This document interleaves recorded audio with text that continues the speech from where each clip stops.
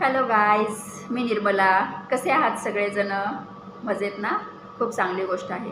बरेच लोक असे असतील की जे खूप दुःखात आहेत किंवा टेन्शनमध्ये आहेत, किंवा कुठल्या तरी काळजीमध्ये आहेत. असे पण आहात का? ठीक आहे, तर मी आज त्याबद्दल बोलणार आहे की हे जे काही आहे दुःख, काळजी, टेन्शन हे कशामुळे येतं आयुष्यात. हे आयुष्यात येण्याचं कारण आहे की आपल्या काहीतरी चुका असतात आणि हे मान्य करणं खूप जास्त गरजेचं आहे. दुसऱ्या कोणाच्याही चुकीने आपल्या आयुष्यामध्ये दुःख, काळजी, चिंता येत नाही. आपल्या आयुष्यामध्ये जर दुःख, काळजी आणि चिंता असेल तर त्याचं कारण कुठे ना कुठेतरी आपण स्वतः असतो, जे आपल्याला माहीत नसतं. आणि ज्या पॉईंटला आपण हे ॲक्सेप्ट करतो की माझ्या आयुष्यातल्या प्रत्येक दुःखाचं, चिंतेचं, काळजीचं कारण मी स्वतः आहे, माझं काहीतरी कुठेतरी चुकलेलं होतं, हे ज्या पॉईंटला आपण ॲक्सेप्ट करतो त्या पॉईंटला आपण आयुष्यात चांगल्या गोष्टी ॲक्सेप्ट करतो आणि त्यानंतर आनंदसुद्धा आयुष्यात यायला सुरुवात होते. कारण काय असतं, तर माणसाला माहिती असतं की अरे माझी काहीतरी प्रारब्ध होता किंवा माझं काहीतरी पूर्वकर्म होतं, त्यानुसार माझी जी काही बुद्धी झालेली होती, त्यानुसार मी जे काही निर्णय घेतलेले होते, त्या निर्णयांचा परिणाम आहे की माझ्या आयुष्यात हे दुःख आहे. आणि हे जे काही दुःख आहे तर हे सगळं नश्वर आहे.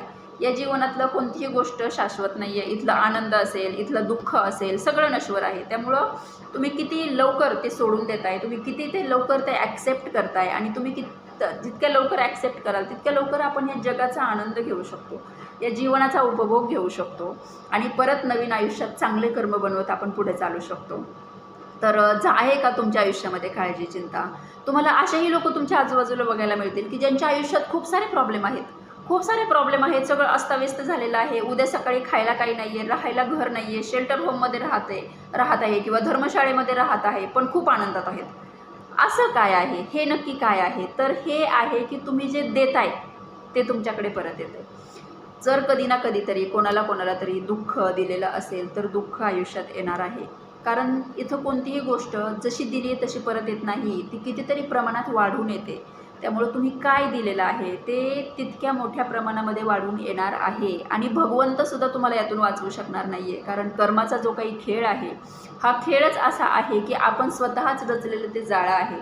ज्यावेळी आपण कर्म करत असतो त्यावेळी खूप चांगलं वाटतं आपल्याला.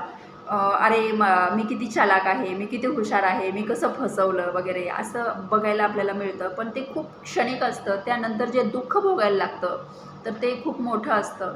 त्यामुळे आपल्या कर्मांकडे खूप जागरूकतेने आपण बघायला पाहिजे आणि पावलोपावली आपण खूप जागरूकतेने वागायला पाहिजे. तर आपल्या आयुष्यात जर असं काही दुःख असेल तर तो आपल्या कर्मांचा एक भाग होता आणि आपण तो पार केलेला आहे असं जर वाटत असेल तर आपण ती काळजी, चिंता सोडून देऊ शकतो. कारण तुमच्या काळजीने, चिंतेने काहीच बदलणार नाही आहे. हे खूप मोठं सत्य आहे. कोणाला मुलांची काळजी आहे, कोणाला लेकीची काळजी आहे. तो जो काही आहे तुम्हाला वाटतं आहे की हा माझा मुलगा आहे, ही माझी लेक आहे किंवा हा माझा नवरा आहे, ही माझी आई आहे, ही माझी सासू आहे, ही माझी बहीण आहे. हे सगळं फक्त आणि फक्त तुम्हाला वाटतं आहे. पण तो जो काही समोरचा जीव आहे, तो जीव त्याचा एक प्रारब्ध घेऊन आलेला आहे. तुमच्याबरोबरचे ऋणानुबंध आणि त्या जीवाचा स्वतःचा प्रारब्ध असं सगळं एकत्र घेऊन तुम्ही एकत्र आहात. त्यामुळं कोणाच्याही काळजी करण्याने, चिंता करण्याने त्या व्यक्तीच्या आयुष्यातले प्रॉब्लेम सॉल्व्ह होणार नाही आहेत आणि तुम्ही ते करूही शकत नाही. कारण जी ती व्यक्ती स्वतःचा प्रारब्ध, स्वतःची नियती घेऊन जन्माला आलेली आहे आणि ती व्यक्ती तिच्या प्रारब्धाने तिचं आयुष्य जगत आहे आणि ती तिचा तो जीव त्या स्वतःचा एक प्रवास करत आहे. त्यामुळे तुम्ही त्याच्यामध्ये खूप जास्त इंटरफेअर करू शकत नाही. त्यामुळं कोणालाही काळजी, चिंता, त्रास देऊ नका. तुमच्याकडेही काळजी, चिंता, त्रास येणारच नाही. वाईटातल्या वाईट परिस्थितीमध्ये सुखात आणि आनंदात कसं राहायचं ते तुम्हाला समजेल. त्यामुळं जर असं असेल तर आपण ते कुठेतरी दिलेलं होतं हे ॲक्सेप्ट जर केलं तर ते कमी होऊन जाईल. आणि काही लोक असे बघायला मिळतील की आयुष्यात सगळं वेल सेटल आहे, तरी पण विनाकारणच काळजी लागलेली आहे. विनाकारण म्हणजे त्याचं काही कारणही नाही. अरे हा फॅन चालू आहे, हा जर आता खाली पडला तर एक काळजी आहे. कारण काय आहे या सगळ्याचं? कारण काय आहे? तर असं म्हणतात की तुम्ही जे कधी ना कधी कुठेतरी दिलेलं आहे, कोणाला तरी तुमच्याकडनं त्रास थोडाफार झालेला आहे, तर तो त्रास तुमच्या आयुष्यात आल्याशिवाय राहत नाही. आणि काही लोक तुम्हाला असे बघायला मिळतील की जे रस्त्यावरही एकदम सुखात, आनंदात मस्तपैकी झोपलेले आहेत, त्यांना कुठलं टेन्शन नाही आहे, काही नाही आहे, आरामात झोपलेले आहेत, त्यांचा जो काही भोग आहे तो भोगतात येत.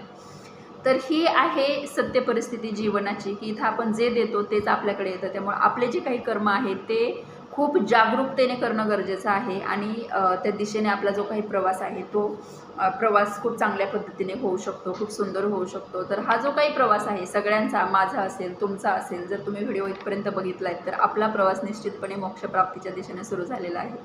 तर ही जी काही मोक्षप्राप्ती आहे तर ही का म्हणून पाहिजे असते जीवाला? काय करायचं आहे भगवंताच्या चरणांजवळ जाऊन काय करायचं आहे? संत सांगतात की नाही आमचं तर सुखच इथे आहे. आणि जसे आपण बघतो की हनुमंतराया जे रामाबरोबर गेले नाहीत ते इथेच राहिले की मला इथेच आवडेल रामकथा ऐकायला. तर प्रत्येक जीवाचा एक वेगळा हेतू आहे किंवा प्रत्येक जीवाचं एक वेगळी आकांक्षा आहे.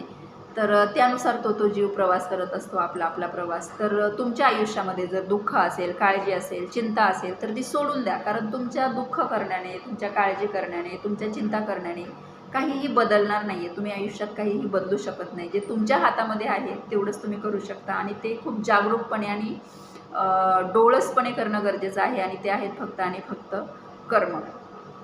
तर अशाच टॉपिक्सवरती चर्चा करत असते मी. तुम्हाला जर आवडत असतील असे टॉपिक्स किंवा तुम्हाला जर समजत असतील असे टॉपिक्स तर चॅनलला सबस्क्राईब करा, व्हिडिओला लाईक करा.